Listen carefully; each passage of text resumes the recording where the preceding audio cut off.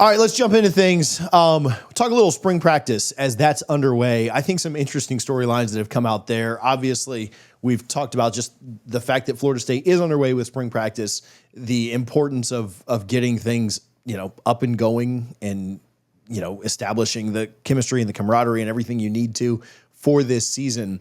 I've had a couple of names mentioned to me that I thought were pretty interesting. We can talk about this, then we can talk, Richie, a little bit about quarterbacks maybe, and then anything else that we kind of have thoughts on or think is kind of pertinent. But Jalen Lucas is a name that has stuck out quite a bit. I often think back to the portal last year and how when we got 2 or 3, 4 games into the season, we kind of said like, man, did we miss on every single portal? Like we missed on every single portal pickup. And I don't think we did. I just think that the only 2 hits, at least for last year, we'll see if guys can kind of turn into hits going forward. But I do think that Jalen Lucas would have been a hit had he not gotten injured, and Richie Leonard probably would have been a hit had he not gotten injured. I think he probably ends up starting for the Noles this year. Jalen Lucas is a name that has stood out a little bit. And, do I think that he's going to go off for like some kind of incredible 1,000-yard season or anything like that? No, not really. But I do think that can he be like a little bit better Ja'Kai Douglas? Like, can he, who always seemed to come in clutch, always seemed to come in at the right moments, always seemed to kind of give you the spark you needed when you needed it at a tough time, whether that was against Miami, whether that was against Notre Dame, whether that was against Pitt, when Johnny Wilson and Keon were both limited. I think that's kind of an interesting one. Pre-injury, I heard a lot of Shaheem Brown hype. I heard a lot of just excitement around him, just kind of a reinvigorated attitude. I mean, like, call a spade a spade. There were plays where Shaheem quit last year. And I mean, I was in Tallahassee for one of them against North Carolina, where he basically just looked at the running back running by and was just like, yeah, I ain't doing nothing with that, And I think a lot of people were surprised that Shaheem came back, and so him kind of revitalizing and getting back to form. I mean, incredibly talented kid, obviously walked off, the game his first year against LSU with the block. I think getting good play out of your safeties, which I think Florida State likes their defensive backs. I think that's really important. Obviously, unfortunate that he's not out there. Same with Conrad Hussey due to the injury. And then Edwin Joseph. I think they really like, Q Jones. I think they are confident in their cornerbacks, but I've heard Edwin Joseph has had a really nice kind of start to spring, kind of just solid in workouts, solid in tour of duty, and they're really excited about what they may get out of him, which I think is good. I mean, there are questions that I have about this defense from defensive line to linebacker. I don't know that secondary. Now, obviously, if you I don't know how long Brown and Hussey are out, but as long as you get them back and you get good effort out of them, I do think there's some excitement around the defensive backs. And if you can, there's certainly excitement around Darrell Jackson and James Williams from Nebraska and some other defensive linemen you have, some young guys that you brought in.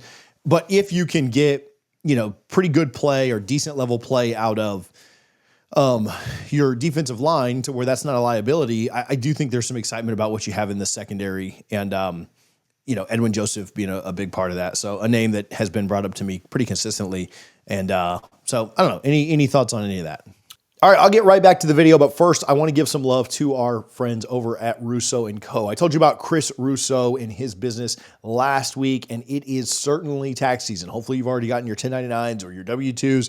Listen, Chris is a huge Florida State fan, just like you and I are. He's been a CPA since 2002. He got his MBA in 2004. He's also got a law degree. He's got 25 plus years of experience doing this stuff. And if you need assistance with any tax preparation, any tax advisory, if you need help with preparing 1099s or W-2s for employees, if you own a business, give my guy Chris a call. His info is down in the description. You can also see it here on the screen. Again, Chris will do his very best to get you taken care of, to make sure that you're getting your maximum refund, that you keep as little in the IRS's hands as possible, but of course, doing everything legally and not getting you in trouble. Chris will hold your hand every step of the way. If you mention that you saw his information here on Double Fries No Slaw, he'll give you a free consultation. Again, it's Russo & Co. Great guy, great Seminole, and hopefully if you are in need of any tax services, you will certainly reach out to him. We'll tell you more about him as the weeks and months go on, as we lead up to tax season. But again, appreciate Chris at Russo & Co. for their support.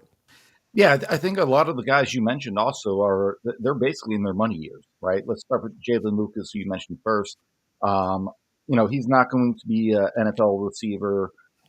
He's kind of a tweener, running back, receiver. What is he?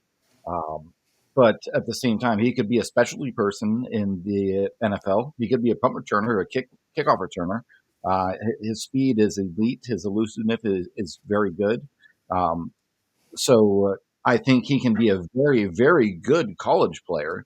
And if he's healthy, I kind of expect that from him. And I think Gus Malzahn will find ways to utilize him. And then, going to the defensive backfield, you mentioned Shaheem Brown. Again, he's a guy that's in his money year. Like he is trying to get to the NFL. And his entire focus right now is going to be on doing everything he can to put film on tape uh, and get there for next year. And I think that motivation alone, I truly do think matters.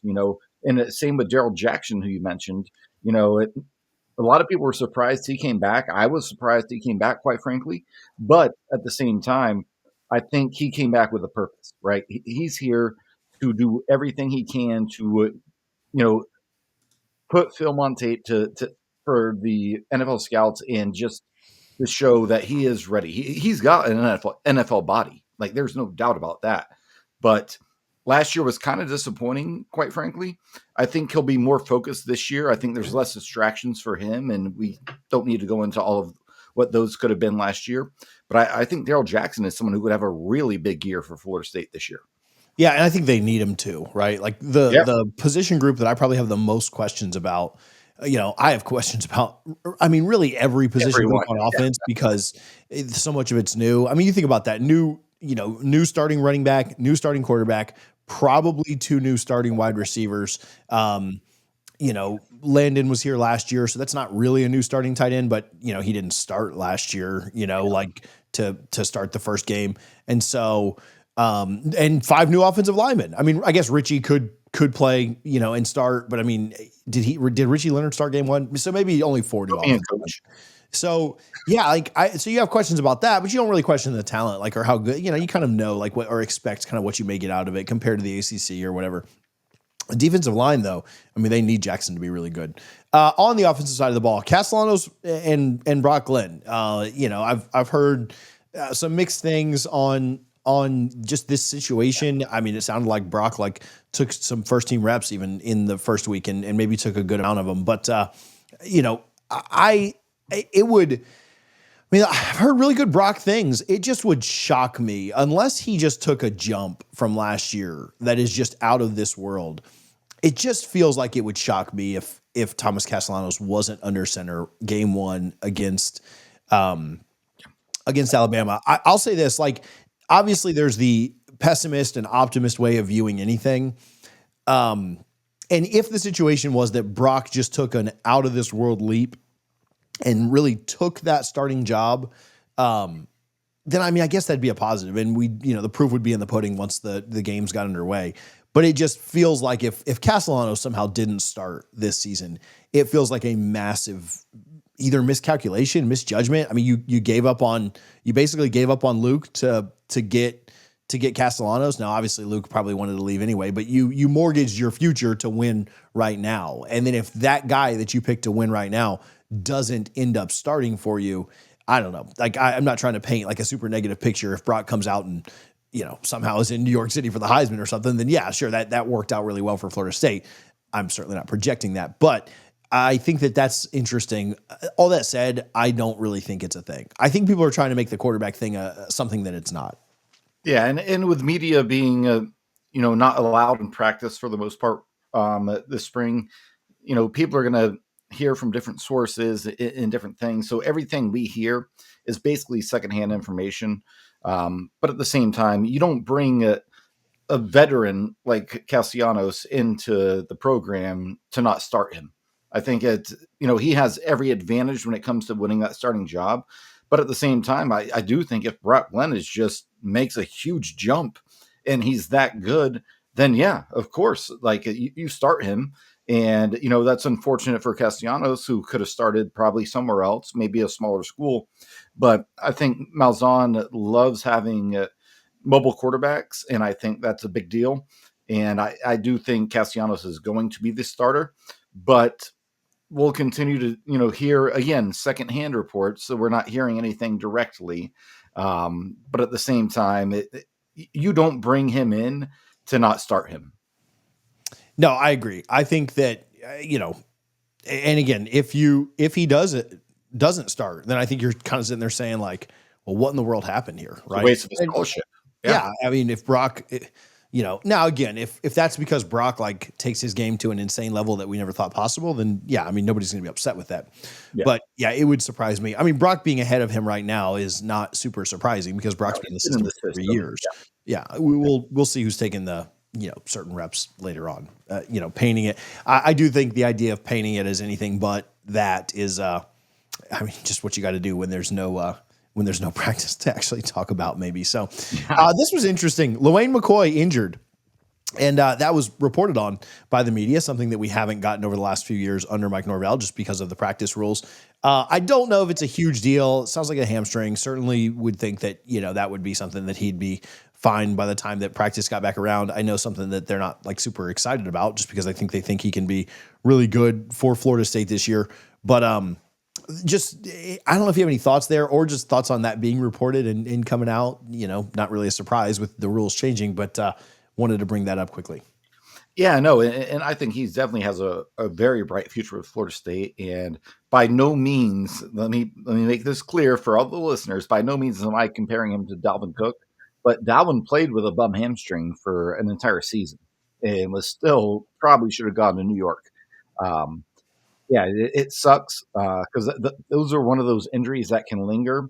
Like I'd almost rather tear an ACL than have hamstring issues that can linger for a long time. Because ACL nowadays, it used to be 8-9 months. Now within 6-7 months, you can be back full health.